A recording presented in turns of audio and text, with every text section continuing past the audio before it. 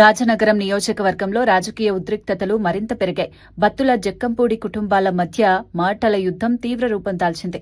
తాజాగా జనసేన నాయకులు జక్కంపూడి వర్గంపై తీవ్ర స్థాయిలో స్పందించారు. బత్తుల కుటుంబంపై వ్యక్తిగత విమర్శలు చేయటం మానుకోవాలని గట్టిగా హెచ్చరించారు. రాజకీయాల్లో విమర్శలు సహజమే, కానీ కుటుంబ సభ్యులను లక్ష్యంగా చేసుకోవటం సరైంది కాదని చెప్పారు. వెంకటలక్ష్మి గారు అయితే చాలా మహిళలు కించపరిచేలాగా ఆరోపణలు చేసి 40 సంవత్సరాల రాజకీయ చరిత్రను చెప్పుకునే నీచమైన దౌర్భాగ్యాలను దిగినటువంటి మాజీ ఎమ్మెల్యేని ఇవాళ జనసేన పూర్తిగా ఖండించబోతుంది.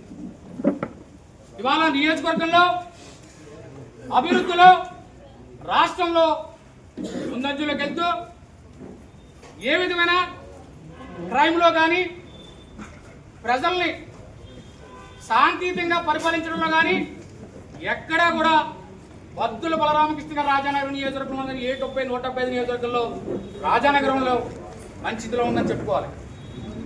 అలాంటి రాజానగరం నియోజకవర్గంలో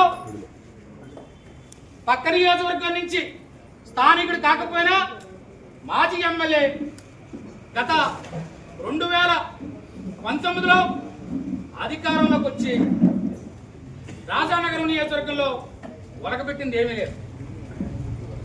ఎంతమంది శిరోమండలం, అలాగే బీసీలపై దాడులు, లేడీ బ్యాచ్లు, గంజాయి బ్యాచ్లు, భూ కబ్జాలు, ఎవరైనా ఎదురు తిరిగితే అట్రాసిటీ కేసులు, ఎన్నో క్రైమ్లో వాళ్ళ రాజానగరంలో ముందుకు తీసుకెళ్లిన వ్యక్తి ఎవరు ఉన్నారంటే అది మాజీ ఎమ్మెల్యే అని చెప్పుకోవాలి.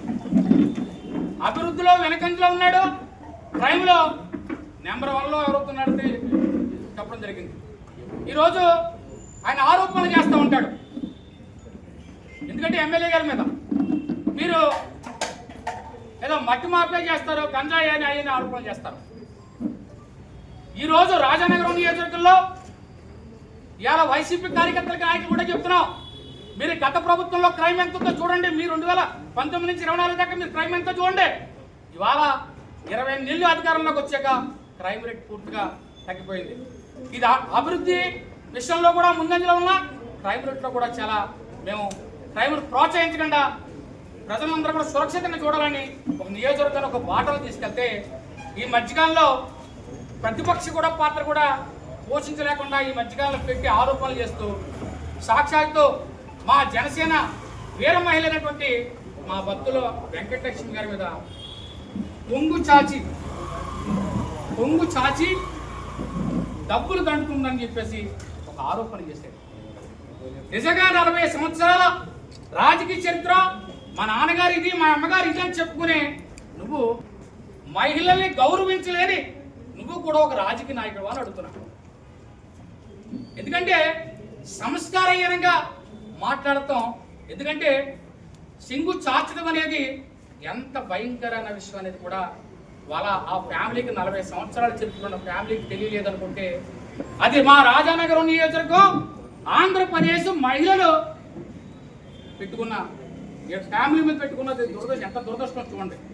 ఒక మహిళను అలాగ అవమానిస్తారా? ఇదేనా నీ కథ? చెప్తాను, ఆడవాళ్ళని గౌరవించడం నేర్చుకో.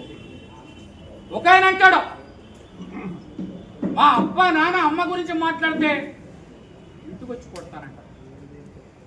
అసలు ఎందుకు మాట్లాడవలసి వచ్చింది? స్థానిక ద్రాక్షారంలో నువ్వు కళ్యాణ మండపాలు ఎలా కడుతున్నావు, రియల్ ఎస్టేట్ ఎలా చేస్తున్నావు, జనాల సమాధానం చెప్పాలి. నువ్వు బెంగళూరులో నీకు ఆస్తులు ఎలా వచ్చినాయి, అలాగే హైదరాబాద్లో నువ్వు రియల్ ఎస్టేట్ ఎలా చేస్తున్నావు అనేది కూడా ప్రజలకు సమాధానం చెప్పాలి. ఇవాళ రాజానగరం నియోజకవర్గంలో కార్యకర్తలను అడ్డు పెట్టుకుని నువ్వు 2019లో అధికారంలోకి వచ్చి ఏ ఒక్క కార్యకర్తని కూడా బాగు చేయకుండా నీ సొంత బామర్తుల్ని నీ బినామల్ని 10 మందిని పెట్టుకుని పూర్తిగా రాజానగరం నియోజకవర్గంలో దోసేసిన వనరులన్నీ కూడా నువ్వు కాదని అడుగుతున్నా ప్రశ్న. ఇవాళ వనరులన్నీ దోసుకుపోయి ఇప్పుడు ఇవాళ కార్యకర్తల్ని 10,000 మంది 10,500 మందిని కార్యకర్తలు తయారు చేసి వాళ్ళకి బీమా కల్పించి వాళ్ళకి యుద్ధాన్ని తయారు చేస్తావా? అంటే యుద్ధం వీళ్ళ చేయాలి, అధికారంలోకి వచ్చిన తర్వాత నువ్వు సంపాదించుకుంటావా?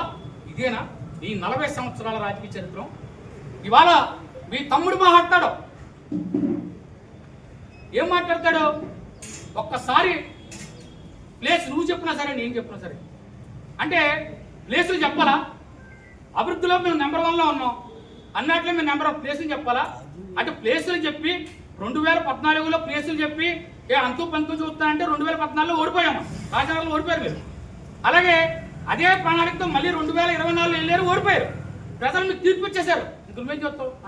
ఎవరు చూస్తావు? జన సైనికులు అందరూ చూస్తావా? ఇవాళ ఇదే తమ్ముడిని అడుగుతున్నాను, మీ అన్నగారు మీడియా ముందు రాజానగరం నియోజకవర్గంలో నాపై బత్తుల బలరామకృష్ణ ఒక్క ఓటుతో నెగ్గితే రాజకీయ సన్యాసం చేసుకుంటారని చెప్పాడు. ఎక్కడికి వెళ్ళాడు? రాజకీయ సన్యాసం ఎక్కడ తీసుకున్నాడు? రాజీనామా ఎందుకు చేయలేదు? దీని మీద మాట్లాడు.